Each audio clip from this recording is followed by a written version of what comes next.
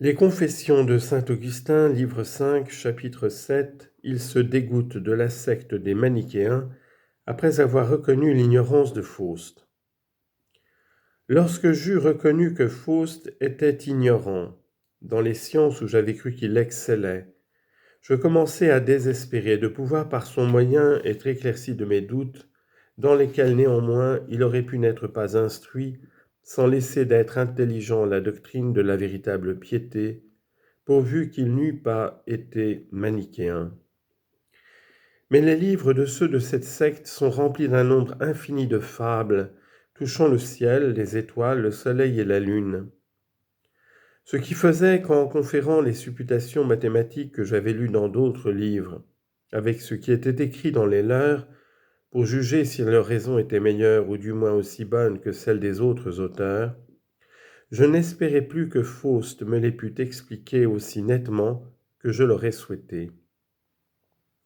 Et en effet, aussitôt que je lui eus proposé mes difficultés pour les examiner, il refusa modestement d'y répondre, et ne se voulut pas charger d'un fardeau trop pesant pour lui. Car il savait bien qu'il ignorait cette science, et il ne rougit pas de me l'avouer. Il n'était pas du nombre de ces grands parleurs dont j'ai souffert plusieurs avec grand-peine, qui en s'efforçant de m'éclaircir sur ces points, ne me disaient rien de solide ni de raisonnable, mais il était retenu et judicieux comme l'est un homme d'honneur. Et quoiqu'il fût dans l'aveuglement au regard de vous, il n'y était pas d'une telle sorte à l'égard de lui qu'il ne connût bien son ignorance.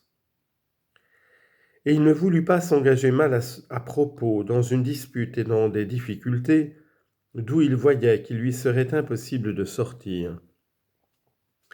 Cette conduite me le fit estimer encore davantage, parce que cette modération d'esprit avec laquelle il reconnaissait ses défauts était plus belle et plus estimable que les choses mêmes dont je désirais d'acquérir la connaissance. Et je le vis toujours procéder de cette sorte dans toutes les questions subtiles ou difficiles que je proposais. Ayant ralenti par ce moyen cette grande affection que j'avais pour la doctrine des manichéens, et perdant de plus en plus l'espérance de pouvoir trouver de la satisfaction en conférant avec leurs autres docteurs, puisque ceux-ci qui étaient si célèbres parmi eux m'avaient paru tels que j'ai dit en plusieurs choses que je désirais de savoir, je commençai à traiter avec lui de la science qu'il aimait, en lui parlant de la rhétorique, dont j'étais alors professeur à Carthage, et que j'enseignais à de jeunes gens, et je lisais avec lui ou ce qu'il désirait le plus d'entendre, ou ce que j'estimais avoir le plus de rapport à son esprit. Ainsi, tous les efforts que j'avais résolu de faire pour me rendre savant en cette secte cessèrent entièrement après que je connus Faust. Non pas néanmoins de telle sorte que je le quittasse absolument,